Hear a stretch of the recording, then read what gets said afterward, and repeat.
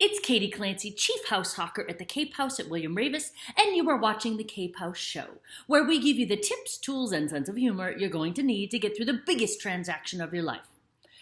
All right, how can you tell if the buyer for your house is really ready to buy? They make an offer, right? No, wrong. There will be people who make offers who actually aren't really ready to buy.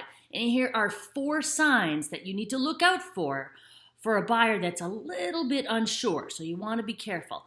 Number 1, if the buyer has only seen your house and they just boom, unless there's crazy bidding wars happening around, but in other situations, if they've just impulsively making an offer on just your house and they haven't really looked at anything else, it could happen that as they get further down the line with the deal, they see other things that are out there and they start to second guess themselves. On the other end of things, if they've been shopping forever, they've made offers and they can't seem to stay together and they've been doing this for years, I would give a little pause about that one.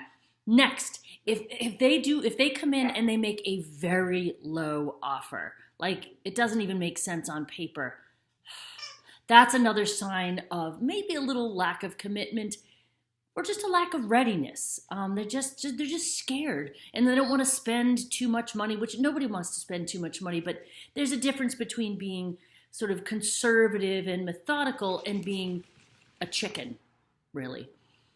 Number 3, let's say you put the offer together, you came up to a price that everybody can agree on, you get to home inspection, and these buyers come back with just this laundry list of excessive demands. Demands like things that are not to today's code, but they were at code when the house was built, or things that they saw when they made the offer. You saw that there was rot around this window or something like that, or even we talked about it and now you're going to negotiate about it. You needed to factor that into your offer price. And then a 4th sign that you need to look out for as a seller is if your buyer's agent is broke. It is hard for you to know that. My point is sometimes a buyer agent who's like, oh man, I need a deal, might be a little over enthusiastic in encouraging their buyer to make a deal when maybe the buyer isn't quite ready.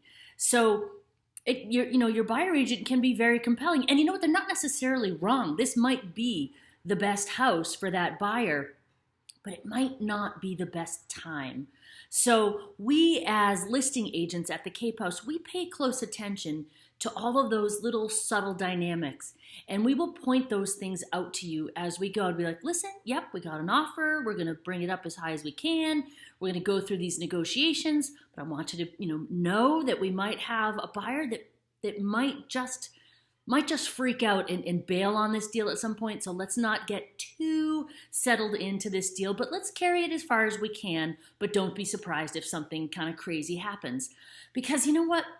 One of my favorite sayings is the root of all conflict is unmet expectations. If we can set the expectations for you appropriately, like, you know what? Yeah, we have a deal.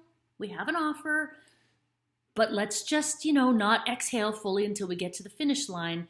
Then, if it does fall apart, it's still disappointing, but you're like, okay, all right, I get it. And it's easier to move on and open the doors to the next buyer.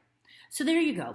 If you want to find out more about the nuances and subtle dynamics of getting an offer and evaluating its watertightness, come see us at thecapehouseteam.com.